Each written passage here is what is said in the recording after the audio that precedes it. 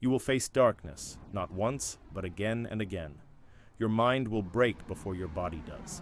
And in those moments, the world will not rescue you, but you can rescue yourself. How? Through discipline, through reason, through Stoicism. We live in an age of noise. Anger is rewarded. Impulse is encouraged. Pleasure is sold as purpose. And in the middle of it all stands the man who has not yet mastered himself.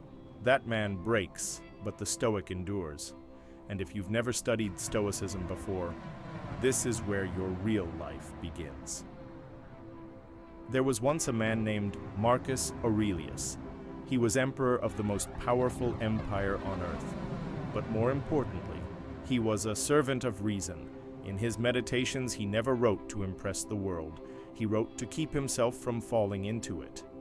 You have power over your mind, not outside events. Realize this, and you will find strength. This is the essence of Stoicism. It is not a religion, not a passive belief. It is a weapon, a shield, a compass. Stoicism is the art of mastering your emotions before they master you, because every man suffers, but not every man knows how to suffer. Well, we are taught to chase comfort, to avoid pain, to numb ourselves from anything that feels like failure or rejection.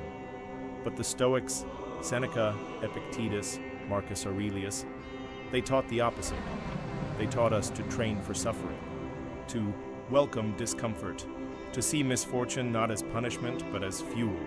Fire feeds on obstacles. Marcus Aurelius, and so must we. A Stoic understands that the true war is not out there, not in the economy, not in politics, not in the hands of others. The true war is within. Epictetus was born a slave. His body was broken, but his mind was untouchable. Why? Because he knew. We are disturbed not by things, but by the views we take of them. He could not control the chains around his arms, but he could control how he responded to them. That is the Stoic superpower. Response over reaction, discipline over desire, courage over comfort. A Stoic doesn't seek applause, he seeks alignment, with reason, with virtue, with what the Greeks called arete, excellence of soul. T starts with self-inquiry. What do I truly control? Am I ruled by emotion, or am I the ruler of it? What kind of man am I when no one is watching? These questions are not asked once. They are lived every day.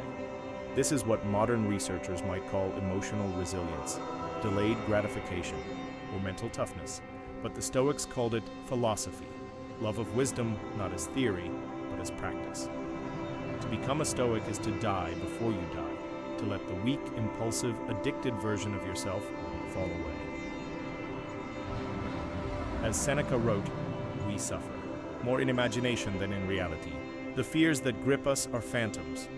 The world may not be fair, but it is indifferent. The Stoic accepts that. He doesn't cry out for a softer world.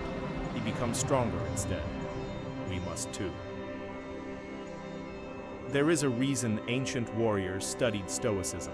It forged men who would not yield, not to fear, not to fame, not even to death.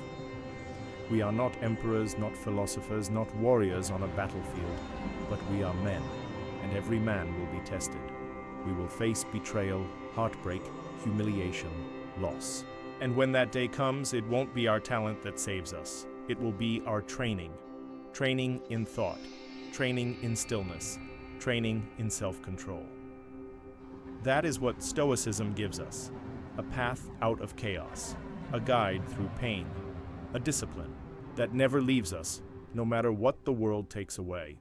If you remember one thing, let it be this: no man is free who is not master of himself. Epictetus, this is your battlefield, your mind, your emotions, your habits, your responses. Study Stoicism not to become unfeeling, but to feel what truly matters. Not to become hard, but to become unyielding. Not to escape the world, but to rise above it. The Stoic does not chase power. He becomes power by mastering the only kingdom that ever mattered, himself.